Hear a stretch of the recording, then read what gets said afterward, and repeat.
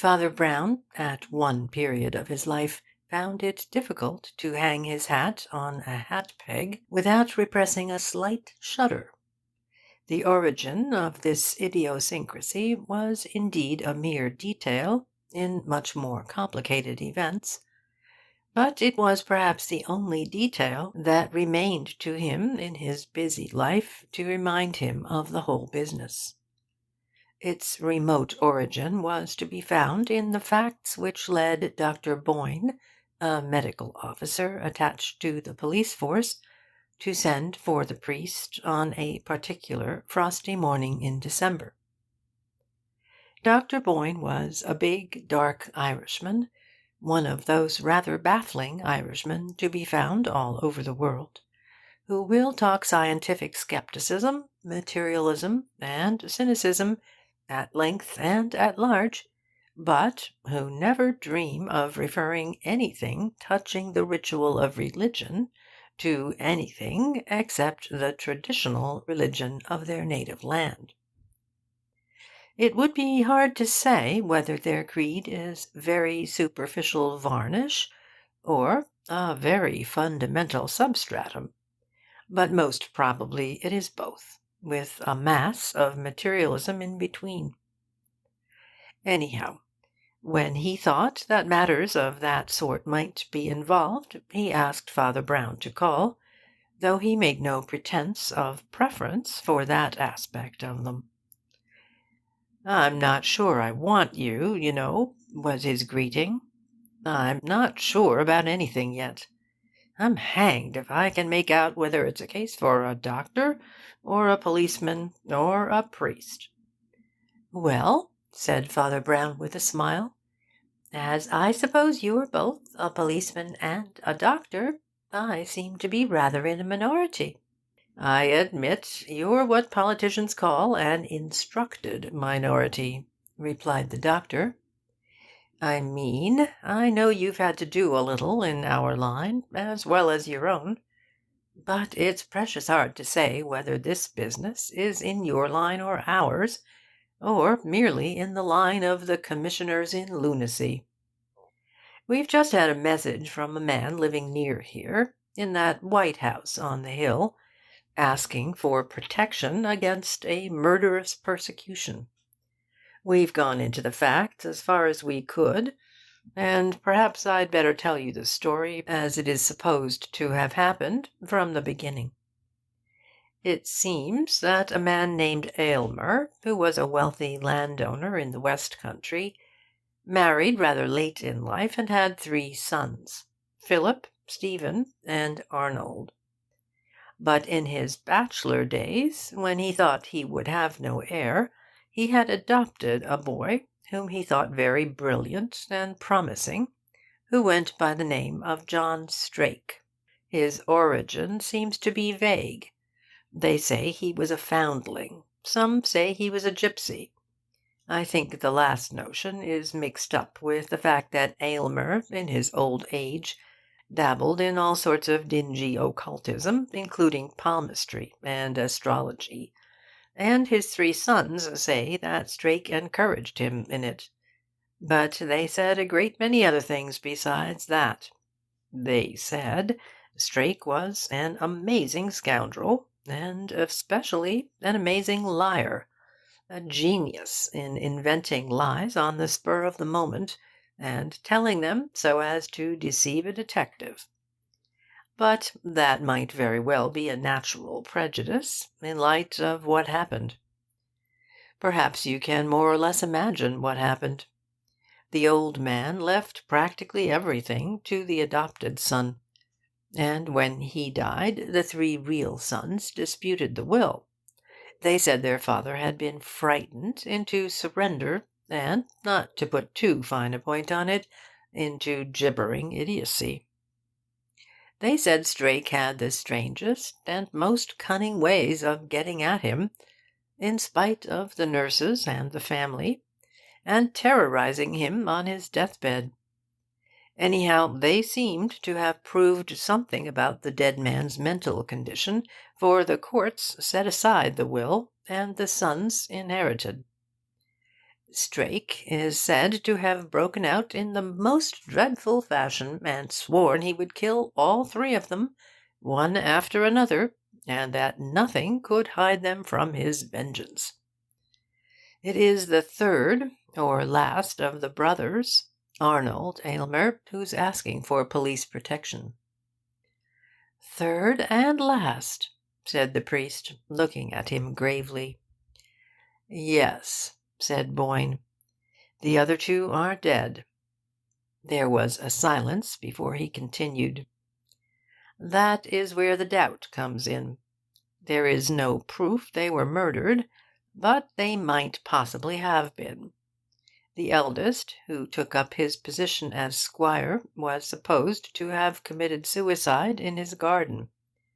The second, who went into trade as a manufacturer, was knocked on the head by the machinery in his factory. He might very well have taken a false step and fallen. But if Strake did kill them, he is certainly very cunning in his way of getting to work and getting away. On the other hand, it's more than likely that the whole thing is a mania of conspiracy founded on a coincidence. Look here, what I want is this. I want somebody of sense, who isn't an official, to go up and have a talk with this Mr. Arnold Aylmer, and form an impression of him. You know what a man with a delusion is like, and how a man looks when he's telling the truth.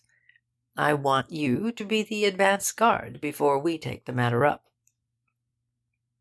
It seems rather odd, said Father Brown, that you haven't had to take it up before. If there is anything in this business, it seems to have been going on for a good time. Is there any particular reason why he should send for you just now, any more than any other time? That had occurred to me, as you may imagine, answered Dr. Boyne. He does give a reason, but I confess it is one of the things that make me wonder whether the whole thing isn't only the whim of some half-witted crank. He declared that all his servants have suddenly gone on strike and left him, so that he is obliged to call on the police to look after his house. And on making inquiries, I certainly do find that there has been a general exodus of servants from that house on the hill. And of course the town is full of tales, very one-sided tales, I dare say. Their account of it seems to be that their employer has become quite impossible in his fidgets and fears and exactions, and he wanted them to guard the house like sentries, or sit up like night nurses in a hospital, that they could never be left alone because he must never be left alone. So they all announced in a loud voice that he was a lunatic, and left. Of course, that does not prove he is a lunatic, but it seems rather rum nowadays for a man to expect his valet or his parlour-maid to act as an armed guard. And so, said the priest with a smile, he wants a policeman to act as his parlour-maid, because his parlour-maid won't act as a policeman. I thought that rather thick, too, agreed the doctor. But I can't take the responsibility of a flat refusal till I've tried a compromise. You are the compromise. Very well, said Father Brown simply. I'll go and call on him now, if you like. The rolling country round the little town was sealed and bound with frost, and the sky was as clear and cold as steel, except in the northeast, where clouds with lurid halos were beginning to climb up the sky. It was against these darker and more sinister colours that the house on the hill gleamed with a row of pale pillars forming a short colonnade of the classical sort. A winding road led up to it across the curve of the down, and plunged into a mass of dark bushes. Just before it reached the bushes, the air seemed to grow colder and colder, as if he were approaching an ice-house or the North Pole. But he was a highly practical person, never entertaining such fancies except as fancies, and he merely cocked his eye at the great livid cloud crawling up over the house, and remarked cheerfully, "It's going to snow." Through a low ornamental iron gateway of the Italianate pattern, he entered a garden having something of that desolation which only belongs to the disorder of orderly things. Deep green growths were grey with the faint powder of the frost.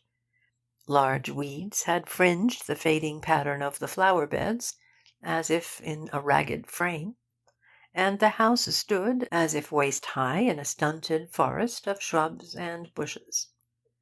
The vegetation consisted largely of evergreens or very hardy plants, and though it was thus thick and heavy, it was too northern to be called luxuriant. It might be described as an Arctic jungle. So it was in some sense with the house itself, which had a row of columns and a classical façade, which might have looked out on the Mediterranean, but which seemed now to be withering in the wind of the North Sea.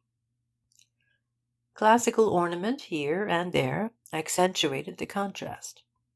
Caryatides and carved masks of comedy or tragedy looked down from the corners of the building upon the grey confusion of the garden paths. But the faces seemed to be frostbitten. The very volutes of the capitals might have curled up with the cold. Father Brown went up the grassy steps to a square porch flanked by big pillars, and knocked at the door. About 4 minutes afterwards he knocked again. Then he stood still, patiently waiting, with his back to the door, and looked out on the slowly darkening landscape. It was darkening under the shadow of that one great continent of cloud that had come flying out of the north, and even as he looked out beyond the pillars of the porch, which seemed huge and black above him in the twilight, he saw the opalescent crawling rim of the great cloud as it sailed over the roof and bowed over the porch like a canopy.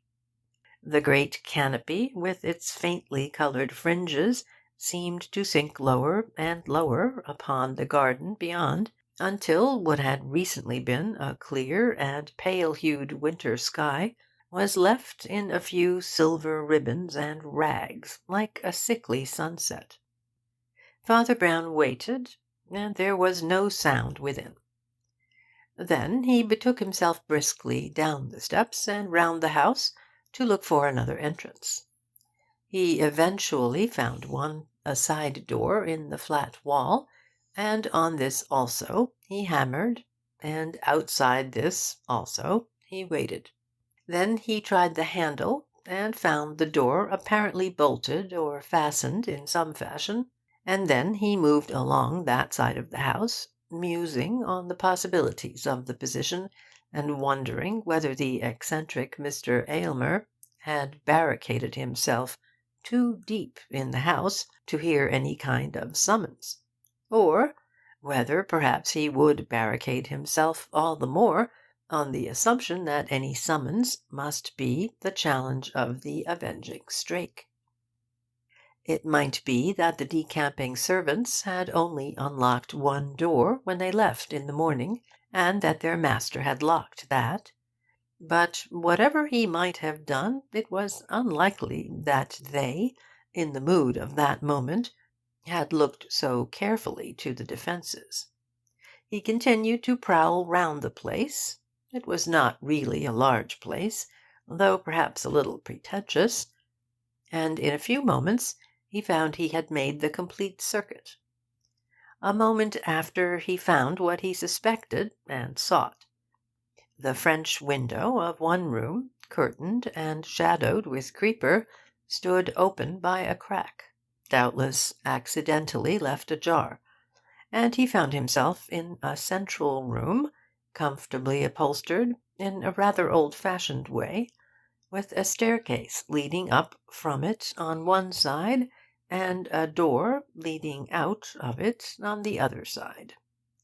Immediately opposite him was another door with red glass let into it, a little gaudily for later tastes.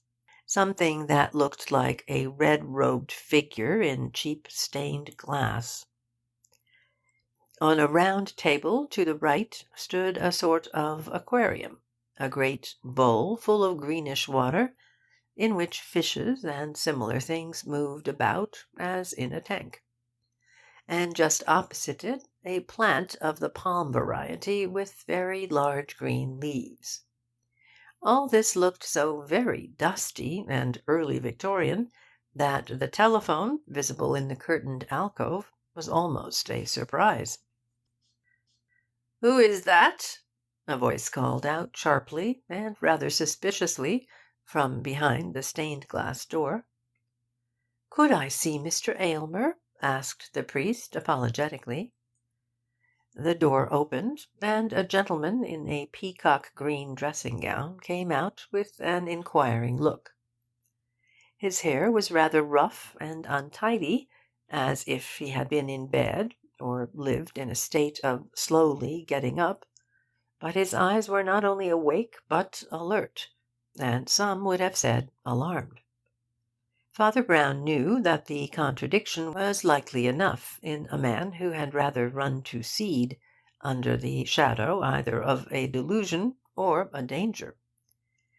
He had a fine aquiline face when seen in profile, but when seen full face the first impression was that of the untidiness and even the wildness of his loose brown beard. "I am Mr. Aylmer," he said, "but I've got out of the way of expecting visitors." Something about Mr. Aylmer's unrestful eye prompted the priest to go straight to the point. If the man's persecution was only a monomania, he would be the less likely to resent it. "I was wondering," said Father Brown softly, "whether it is quite true that you never expect visitors?" "You are right," replied his host steadily. "I always expect one visitor, and he may be the last." "I hope not," said Father Brown. "But at least I am relieved to infer that I do not look very like him." Mr. Aylmer shook himself with a sort of savage laugh. "You certainly do not," he said. "Mr. Aylmer," said Father Brown frankly, "I apologize for the liberty, but some friends of mine have told me about your trouble, and asked me to see if I could do anything for you. The truth is, I have some little experience in affairs like this." "There are no affairs like this," said Aylmer. "You mean," observed Father Brown, "that the tragedies in your unfortunate family were not normal deaths?" "I mean they were not even normal murders," answered the other. "The man who is hounding us all to death is a hell-hound, and his power is from hell." "All evil has one origin," said the priest gravely. "But how do you know they were not normal murders?" Aylmer answered with a gesture which offered his guest a chair. Then he seated himself slowly in another, frowning, with his hands on his knees. But when he looked up his expression had grown milder and more thoughtful, and his voice was quite cordial and composed. "Sir," he said, "I don't want you to imagine that I'm in the least an unreasonable person. I have come to these conclusions by reason, because, unfortunately, reason really leads there. I have read a great deal on these subjects, for I was the only one who inherited my father's scholarship in somewhat obscure matters, and I have since inherited his library. But what I tell you does not rest on what I have read, but what I have seen." Father Brown nodded, and the other proceeded, as if picking his words. In my elder brother's case I was not certain at first. There were no marks or footprints where he was found shot, and the pistol was left beside him. But he had just received a threatening letter, certainly from our enemy, for it was marked with a sign like a winged dagger, which was one of his infernal cabalistic tricks. And a servant said she had seen something moving along the garden wall in the twilight that was much too large to be a cat. I leave it there. All I can say is that if the murderer came, he managed to leave no traces of his coming. But when my brother Stephen died, it was different. And since then I have known. A machine was working in an open scaffolding under the factory tower. I scaled the platform a moment after he had fallen under the iron hammer that struck him. I did not see anything else strike him, but I saw what I saw. A great drift of factory smoke was rolling between me and the factory tower, but through a rift of it I saw on the top of it a dark human figure, wrapped in what looked like a black cloak. Then the sulphurous smoke drove between us again, and when it cleared, I looked up at that distant chimney.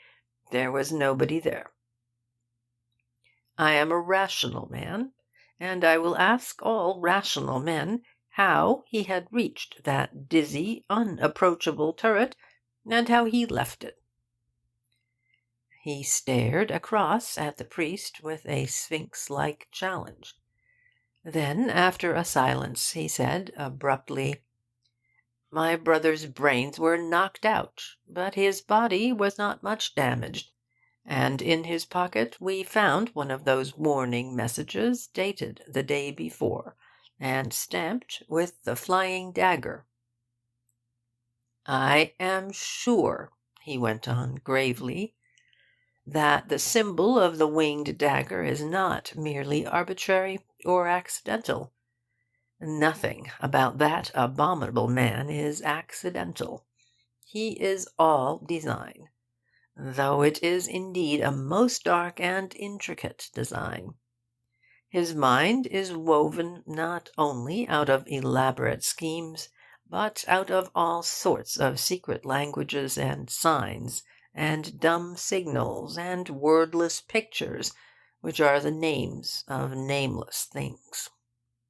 He is the worst sort of man that the world knows.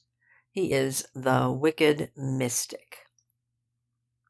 Now, I don't pretend to penetrate all that is conveyed by this symbol, but it seems, surely, that it must have a relation to all that was most remarkable, or even incredible, in his movements as he had hovered round my unfortunate family. Is there no connection between the idea of a winged weapon and the mystery by which Philip was struck dead on his own lawn, without the lightest touch of any footprint having disturbed the dust or grass?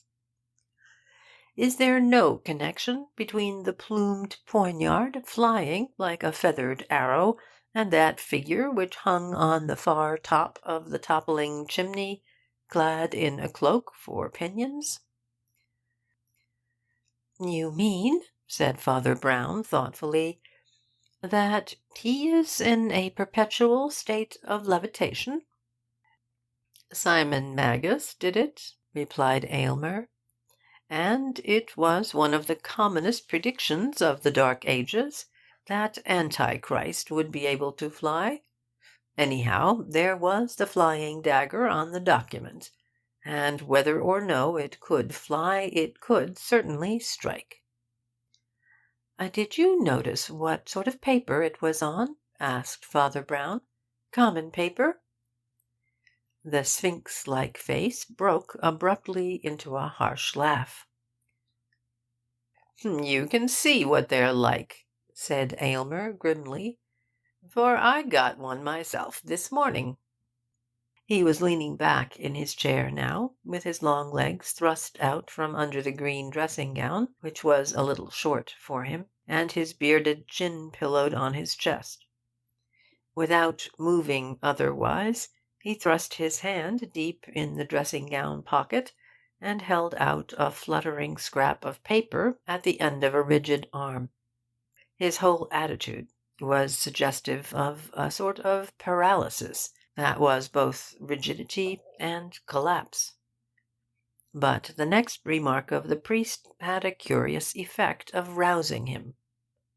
Father Brown was blinking in his short-sighted way at the paper presented to him. It was a singular sort of paper, rough without being common, as from an artist's sketch-book, and on it was drawn boldly in red ink a dagger decorated with wings like the rod of Hermes, with the written words, "Death comes the day after this, as it came to your brothers." Father Brown tossed the paper on the floor, and sat bolt upright in his chair. "You mustn't let that sort of stuff stupefy you," he said sharply. "These devils always try to make us helpless by making us hopeless." Rather to his surprise, an awakening wave went over the prostrate figure, which sprang from its chair as if startled out of a dream.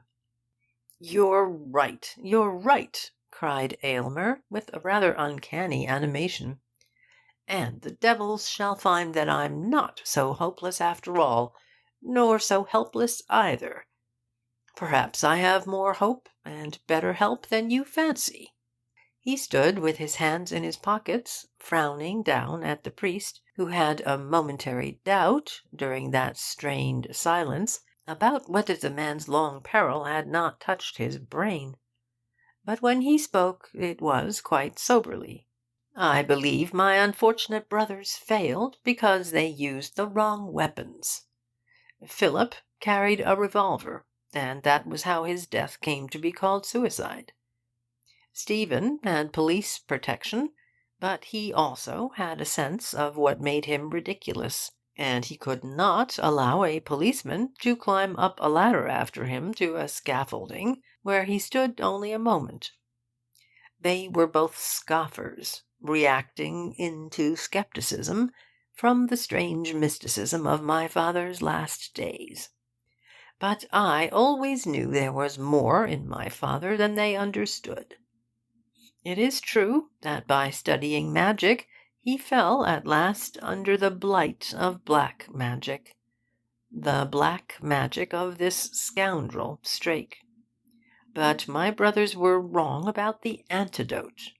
The antidote to black magic is not brute materialism or worldly wisdom. The antidote to black magic is white magic." "It rather depends," said Father Brown, "what you mean by white magic." "I mean silver magic," said the other, in a low voice like one speaking of a secret revelation. Then, after a silence, he said, "Do you know what I mean by silver magic? Excuse me a moment." He turned and opened the central door with the red glass, and went into a passage beyond it. The house had less depth than Brown had supposed. Instead of the door opening into interior rooms, the corridor it revealed ended in another door on the garden. The door of one room was on one side of the passage. Doubtless, the priest told himself, the proprietor's bedroom, whence he had rushed out in his dressing-gown. There was nothing else on that side but an ordinary hat-stand, with the ordinary dingy cluster of old hats and overcoats. But on the other side was something more interesting. A very dark old oak sideboard, laid out with silver and overhung by a trophy or ornament of old weapons. It was by that Arnold Aylmer halted, looking up at a long, antiquated pistol with a bell-shaped mouth. The door at the end of the passage was barely open, and through the crack came a streak of white daylight. The priest had very quick instincts about natural things, and something in the unusual brilliancy of that white line told him what had happened outside. It was, indeed, what he had prophesied when he was approaching the house. He ran past his rather startled host, and opened the door to face something that was at once a blank and a blaze. What he had seen, shining through the crack, was not only the most negative whiteness of daylight, but the positive whiteness of snow. All round, the sweeping fall of the country was covered with that shining pallor that seems at once hoary and innocent. "Here is white magic, anyhow," said Father Brown, in his cheerful voice. Then, as he turned back into the hall, he murmured, "And silver magic, too, I suppose," for the white lustre touched the silver with splendour, and lit up the old steel here and there in the darkling armoury. The shaggy head of the brooding Aylmer seemed to have a halo of silver fire, as he turned with his face in shadow, and the outlandish pistol in his hand. "Do you know why I chose this sort of old blunderbuss?" he asked. "Because I can load it with this sort of bullet."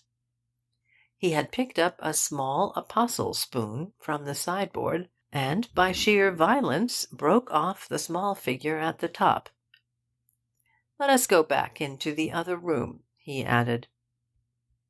"Did you ever read about the death of Dundee?" he asked when they had reseated themselves.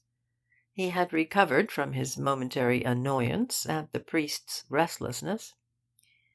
"Graham of Claverhouse, you know, who persecuted the Covenanters, and had a black horse that could ride straight up a precipice. Don't you know he could only be shot with a silver bullet because he had sold himself to the devil? That's one comfort about you. At least you know enough to believe in the devil." "Oh, yes," replied Father Brown. "I believe in the devil. What I don't believe in is the Dundee. I mean the Dundee of Covenanting legends, with his nightmare of a horse. John Graham was simply a 17th century professional soldier, rather better than most. If he dragooned them, it was because he was a dragoon, but not a dragon. Now, my experience is that it's not that sort of swaggering blade who sells himself to the devil. The devil-worshippers I've known were quite different. Not to mention names, which might cause a social flutter, I'll take a man in Dundee's own day. Have you ever heard of Dalrymple of Stair?" "No," replied the other gruffly. "You've heard of what he did," said Father Brown. "And it was worse than anything Dundee ever did. Yet he escapes the infamy by oblivion. He was the man who made the massacre of Glencoe. He was a very learned man and lucid lawyer, a statesman, with very serious and enlarged ideas of statesmanship, a quiet man with a very refined and intellectual face. That's the sort of man who sells himself to the devil." Aylmer half started from his chair with an enthusiasm of eager assent. "By God, you are right!" he cried. "A refined intellectual face. That is the face of John Strake." Then he raised himself and stood looking at the priest with a curious concentration. "If you will wait here a little while," he said, "I will show you something." He went back through the central door, closing it after him, going, the priest presumed, to the old sideboard, or possibly to his bedroom. Father Brown remained seated, gazing abstractedly at the carpet, where a faint red glimmer shone from the glass in the doorway. Once it seemed to brighten like a ruby, and then darkened again, as if the sun of that stormy day had passed from cloud to cloud. Nothing moved except the aquatic creatures, which floated to and fro in the dim green bowl. Father Brown was thinking hard. A minute or two afterwards he got up and slipped quietly to the alcove of the telephone, where he rang up his friend Dr. Boyne at the official headquarters. "I wanted to tell you about Aylmer and all his affairs," he said quietly. "It's a queer story, but I rather think there's something in it. If I were you, I'd send some men up here straight away, 4 or 5 men, I think, and surround the house. If anything does happen, there'll probably be something startling in the way of escape." Then he went back and sat down again, staring at the dark carpet, which again glowed blood-red with the light from the glass door. Something in the filtered light set his mind drifting on certain borderlands of thought. With the first white daybreak before the coming of colour, and all that mystery which is alternately veiled and revealed in the symbol of windows and of doors. An inhuman howl in a human voice came from behind the closed doors, almost simultaneously with the noise of firing. Before the echoes of the shot had died away, the door was violently flung open, and his host staggered into the room, the dressing-gown half torn from his shoulder, and the long pistol smoking in his hand. He seemed to be shaking in every limb, yet he was shaken in part with an unnatural laughter. "Glory be to white magic!" he cried.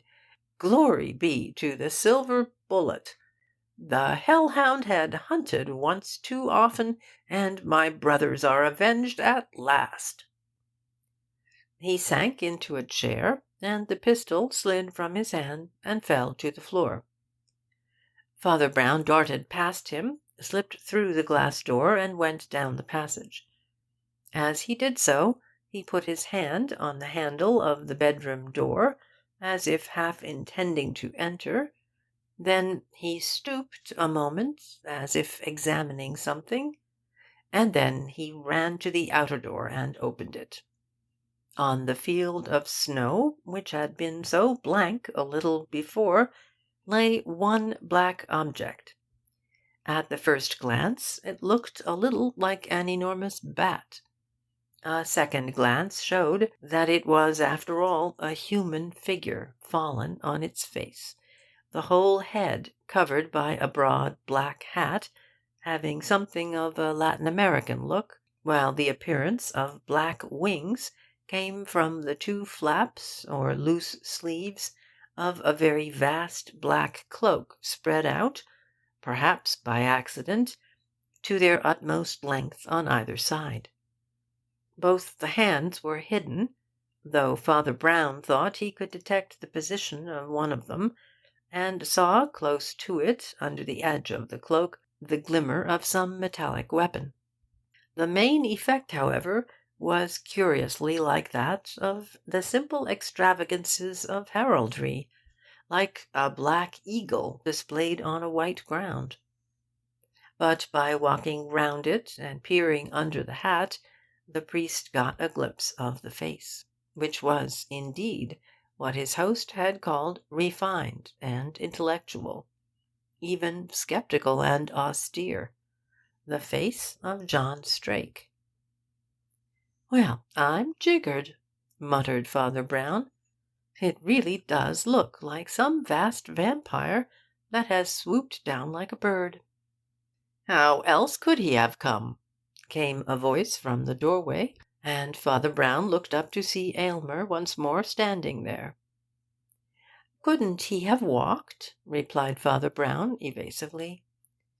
Aylmer stretched out his arm and swept the white landscape with a gesture. "Look at the snow," he said in a deep voice that had a sort of roll and thrill in it. "Is not the snow unspotted, pure as the white magic you yourself called it? Is there a speck on it for miles, save that one foul black blot that has fallen there? There are no footprints, but a few of yours and mine. There are none approaching the house from anywhere." Then he looked at the little priest for a moment with a concentrated and curious expression, and said, "I will tell you something else. That cloak he flies with is too long to walk with. He was not a very tall man, and it would trail behind him like a royal train. Stretch it out over his body, if you like, and see." "What happened to you both?" asked Father Brown abruptly. "It was too swift to describe," answered Aylmer. "I had looked out of the door and was turning back, when there came a kind of rushing of wind all around me, as if I were being buffeted by a wheel revolving in mid-air. I spun round somehow and fired blindly, and then I saw nothing but what you see now. But I am morally certain that you wouldn't see it if I had not had a silver shot in my gun. It would have been a different body lying there in the snow." "By the way," remarked Father Brown, "shall we leave it lying there in the snow? Or would you like it taken into your room? I suppose that's your bedroom in the passage?" "No, no," replied Aylmer hastily. "We must leave it here till the police have seen it. Besides, I've had as much of such things as I can stand for the moment. Whatever else happens, I'm going to have a drink. After that, they can hang me if they like." Inside the central apartment, between the palm plant and the bowl of fishes, Aylmer tumbled into a chair. He had nearly knocked the bowl over as he lurched into the room, but he had managed to find the decanter of brandy, after plunging his hand rather blindly into several cupboards and corners. He did not, at any time, look like a methodical person, but at this moment his distraction must have been extreme. He drank with a long gulp, and began to talk rather feverishly, as if to fill up a silence. "I see you are still doubtful," he said, "though you have seen the thing with your own eyes. Believe me, there was something more behind the quarrel between the spirit of Strake and the spirit of the house of Aylmer. Besides, you have no business to be an unbeliever. You ought to stand for all the things these stupid people call superstitions. Come now, don't you think there's a lot in these old wives' tales about luck and charms and so on, silver bullets included? What do you say about them as a Catholic?" "I say I'm an agnostic," said Father Brown, smiling. "Nonsense," said Aylmer impatiently. "It's your business to believe things." "Well, I do believe some things, of course," conceded Father Brown. "And therefore, of course, I don't believe other things." Aylmer was leaning forward and looking at him with a strange intensity that was almost like that of a mesmerist. "You do believe it," he said. "You do believe everything. We all believe everything, even when we deny everything. The deniers believe. The unbelievers believe. Don't you feel in your heart that these contradictions do not really contradict? That there is a cosmos that contains them all? The soul goes round upon a wheel of stars, and all things return. Perhaps Strake and I have striven in many shapes, beast against beast, and bird against bird, and perhaps we shall strive for ever. But since we seek and need each other, even that eternal hatred is an eternal love. Good and evil go round in a wheel that is one thing, and not many. Do you not realize in your heart, do you not believe behind all your beliefs, that there is but one reality, and we are its shadows, and that all things are but aspects of one thing, a centre where men melt into man, and man into God? No, said Father Brown. Outside, the twilight had begun to fall, in that phase of such a snow-laden evening when the land looks brighter than the sky. In the porch of the main entrance, visible through a half-curtained window, Father Brown could dimly see a bulky figure standing. He glanced casually at the French windows through which he had originally entered, and saw they were darkened with two equally motionless figures. The inner door with the coloured glass stood slightly ajar, and he could see in the short corridor beyond the ends of two long shadows, exaggerated and distorted by the level light of evening, but still like grey caricatures of the figures of men. Dr. Boyne had already obeyed the telephone message. The house was surrounded. "What is the good of saying no?" insisted his host, still with the same hypnotic stare. "You have seen part of that eternal drama with your own eyes. You have seen the threat of John Strake to slay Arnold Aylmer by black magic. You have seen Arnold Aylmer slay John Strake by white magic. You see Arnold Aylmer alive and talking to you now, and yet you don't believe it."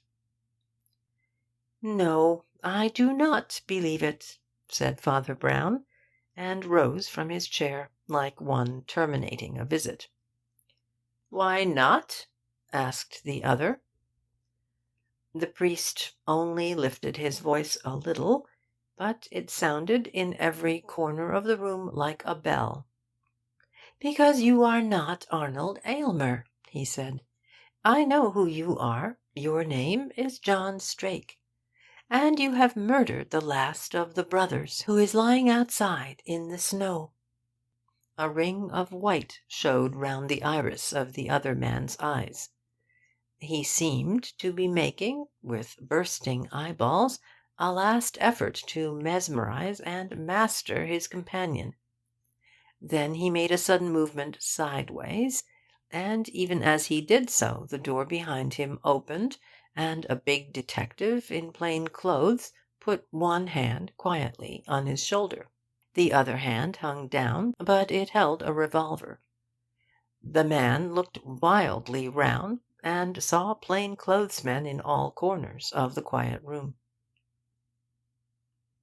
That evening Father Brown had another and longer conversation with Dr. Boyne about the tragedy of the Aylmer family. By that time there was no longer any doubt of the central fact of the case, for John Strake had confessed his identity and even confessed his crimes. Only it would be truer to say that he boasted of his victories. Compared to the fact that he had rounded off his life's work with the last Aylmer lying dead, everything else, including existence itself, seemed to be indifferent to him. "The man is a sort of monomaniac," said Father Brown. "He is not interested in any other matter, not even in any other murder. I owe him something for that, for I had to comfort myself with the reflection a good many times this afternoon. As has doubtless occurred to you, instead of weaving all that wild but ingenuous romance about winged vampires and silver bullets, he might have put an ordinary leaden bullet into me and walked out of the house. I assure you it occurred quite frequently to me." "I wonder why he didn't," observed Boyne. "I don't understand it. But I don't understand anything yet. How on earth did you discover it? And what in the world did you discover?" "Oh, you provided me with very valuable information," replied Father Brown modestly. "Especially the one piece of information that really counted. I mean, the statement that Strake was a very inventive and imaginative liar, with great presence of mind in producing his lies. This afternoon he needed it, but he rose to the occasion. Perhaps his only mistake was in choosing a preternatural story. He had the notion that because I am a clergyman I should believe anything. Many people have little notions of that kind." "But I can't make head or tail of it," said the doctor.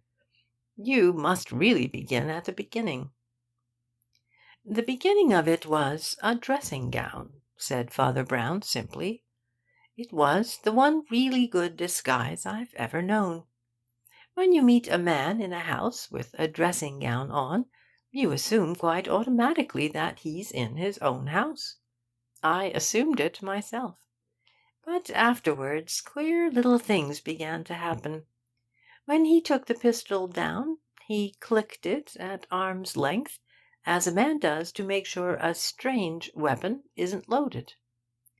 Of course, he wouldn't know whether the pistols in his own hall were loaded or not. I didn't like the way he looked for the brandy, or the way he nearly barged into the bowl of fishes. For a man who has a fragile thing of that sort as a fixture in his rooms gets quite a mechanical habit of avoiding it. But these things might possibly have been fancies. The first real point was this. He came out from the little passage between the two doors, and in that passage there's only one other door leading to a room. So I assumed it was the bedroom he had just come from. I tried the handle, but it was locked. I thought this odd, and looked through the keyhole. It was an utterly bare room, obviously deserted. No bed, no anything. Therefore he had not come from inside any room, but from outside the house, and when I saw that, I think I saw the whole picture. Poor Arnold Aylmer doubtless slept, and perhaps lived upstairs, and came down in his dressing gown, and passed through the red glass door. At the end of the passage, black against the winter daylight, he saw the enemy of his house. He saw a tall, bearded man in a broad-brimmed black hat and a large flapping black cloak. He did not see much more in this world. Strake sprang at him, throttling or stabbing him. We cannot be sure till the inquest. Then Strake, standing in the narrow passage between the hat stand and the old sideboard, and looking down in triumph on the last of his foes, heard something he had not expected. He heard footsteps in the parlour beyond. It was myself entering by the French windows. His masquerade was a miracle of promptitude. It involved not only a disguise, but a romance, an impromptu romance. He took off his big black hat and cloak, and put on the dead man's dressing gown. Then he did a rather grisly thing, at least a thing that affects my fancy as more grisly than the rest. He hung the corpse like a coat on one of the hat pegs. He draped it in his own long cloak, and found it hung well below the heels. He covered the head entirely with his own wide hat. It was the only possible way of hiding it in that little passage with the locked door, but it was really a very clever one. I myself walked past the hat stand once without knowing it was anything but a hat stand. I think that unconsciousness of mine will always give me a shiver." He might perhaps have left it at that, but I might have discovered the corpse at any minute, and hung where it was a corpse calling for what you might call an explanation. He adopted the bolder stroke of discovering it himself and explaining it himself. Then there dawned on this strange and frightfully fertile mind the conception of a story of substitution, the reversal of the parts. He had already assumed the part of Arnold Aylmer. Why should not his dead enemy assume the part of John Strake? There must have been something in that topsy-turvydom to take the fancy of that darkly fanciful man. It was like some frightful fancy dress ball to which the two mortal enemies were to go dressed up as each other. Only the fancy dress ball was to be a dance of death, and one of the dancers would be dead. That is why I can imagine that man putting it in his own mind, and I can imagine him smiling. Father Brown was gazing into vacancy with his large grey eyes, which, when not blurred by his trick of blinking, were the one notable thing in his face. He went on speaking simply and seriously. All things are from God, and above all, reason and imagination and the great gifts of the mind. They are good in themselves, and we must not altogether forget their origin even in their perversion. Now this man had in him a very noble power to be perverted, the power of telling stories. He was a great novelist, only he had twisted his fictive power to practical and to evil ends, to deceiving men with false fact instead of with true fiction. It began with his deceiving old Aylmer with elaborate excuses and ingeniously detailed lies, but even that may have been, at the beginning, little more than the tall stories and taradiddles of the child who may say equally he has seen the King of England or the King of the Fairies. It grew strong in him through the vice that perpetuates all vices, pride. He grew more and more vain of his promptitude in producing stories, of his originality and subtlety in developing them. That is what the young Aylmers meant by saying that he could always cast a spell over their father, and it was true. It was the sort of spell that the story-teller casts over the tyrant in the Arabian Nights. And to the last he walked the world with the pride of a poet, and with the false yet unfathomable courage of a great liar. He could always produce more Arabian Nights if ever his neck was in danger. And to-day his neck was in danger. But I am sure, as I say, that he enjoyed it as a fantasy as well as a conspiracy. He set about the task of telling the true story the wrong way round, of treating the dead men as living and the live man as dead. He had already got into Aylmer's dressing-gown. He proceeded to get into Aylmer's body and soul. He looked at the corpse as if it were his own corpse lying cold in the snow. Then he spread-eagled it in that strange fashion to suggest the sweeping descent of a bird of prey, and decked it out not only in his own dark and flying garments, but in a whole dark fairy tale about the black bird that could only fall by the silver bullet. I do not know whether it was the silver glittering on the sideboard, or the snow shining beyond the door, that suggested to his intensely artistic temperament the theme of white magic and the white metal used against magicians. But whatever its origins, he made it his own, like a poet, and did it very promptly, like a practical man. He completed the exchange and reversal of parts by flinging the corpse out onto the snow as the corpse of Strake.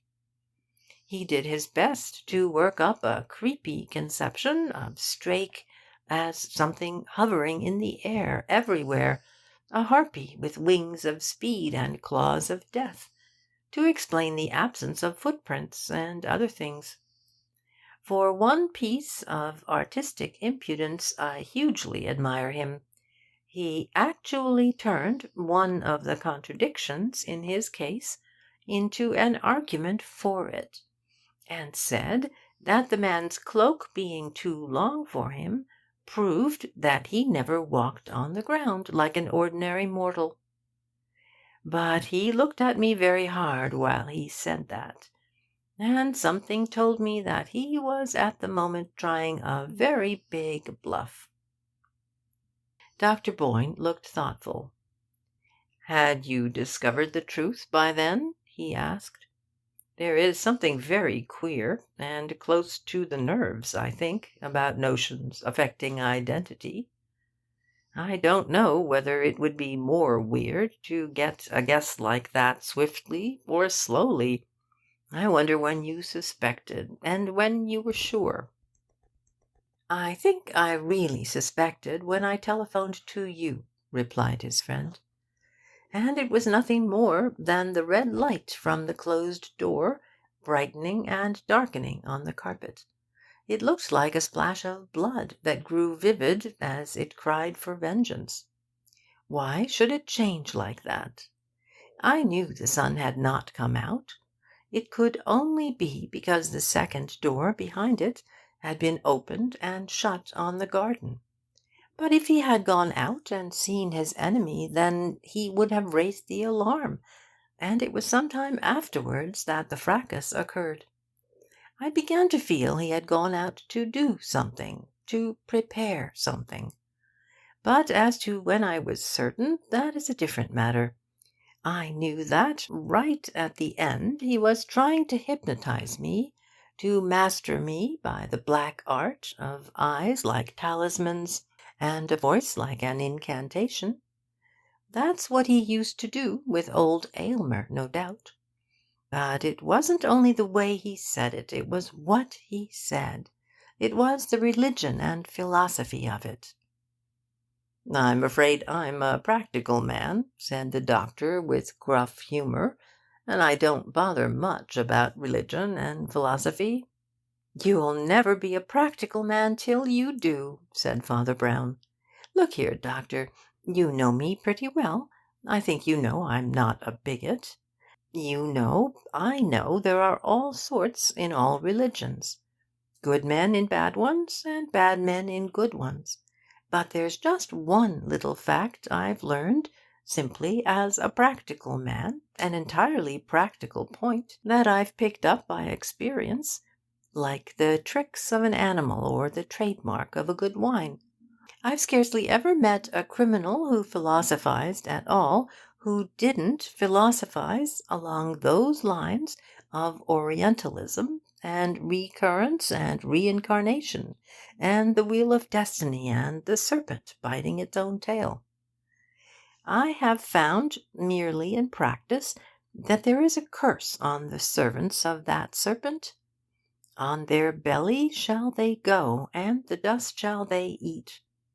And there was never a blackguard or a profligate born who could not talk that sort of spirituality. It may not be like that in its real religious origins, but here in our working world it is the religion of rascals. And I knew it was a rascal who was speaking. "Why," said Boyne, "I should have thought that a rascal could pretty well profess any religion he chose."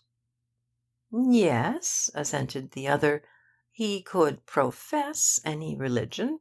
That is, he could pretend to any religion, if it was all a pretence, if it was merely mechanical hypocrisy and nothing else.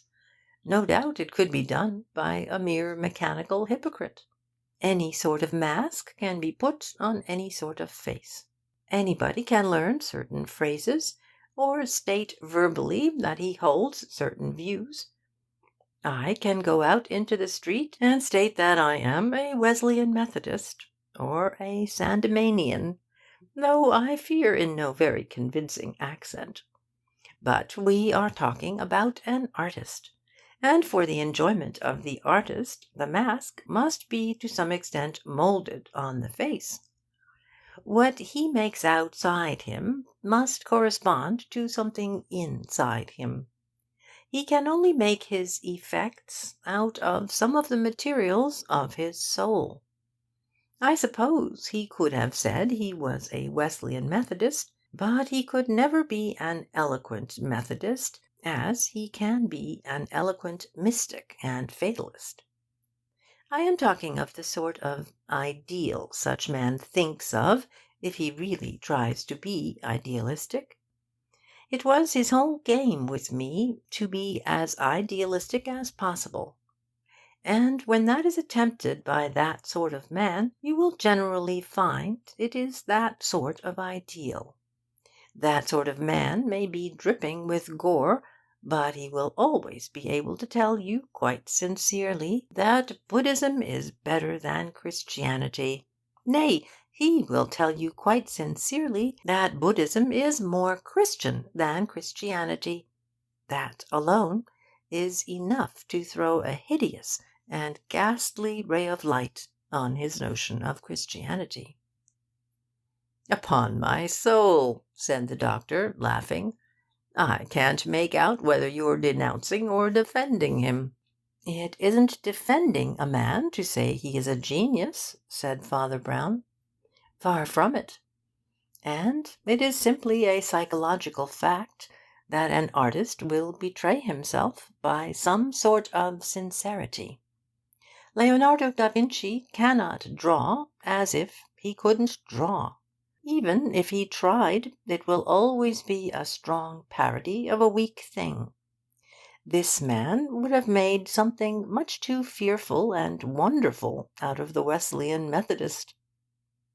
When the priest went forth again and set his face homeward, the cold had grown more intense, and yet was somehow intoxicating. The trees stood up like silver candelabra of some incredible cold Candlemas of purification. It was a piercing cold, like that silver sword of pure pain that once pierced the very he of purity. But it was not a killing cold, save in the sense of seeming to kill all the mortal obstructions to our immortal and immeasurable vitality. The pale green sky of twilight, with one star like the Star of Bethlehem, seemed, by some strange contradiction, to be a cavern of clarity. It was as if there could be a green furnace of cold which wakened all things to life like warmth, and that the deeper they went into those cold crystalline colours, the more were they lighted like winged creatures, and clear like coloured glass. It tingled with truth, and it divided truth from error with a blade like ice. But all that was left had never felt so much alive. It was as if all joy were a jewel in the heart of an iceberg. The priest hardly understood his own mood as he advanced deeper and deeper into the green gloaming, drinking deeper and deeper draughts of that virginal vivacity of the air. Some forgotten muddle and morbidity seemed to be left behind, or wiped out as the snow had painted out the footprints of the man of blood. As he shuffled homewards through the snow, he muttered to himself, "And yet he is right enough about there being a white magic, if he only knows where to look for it."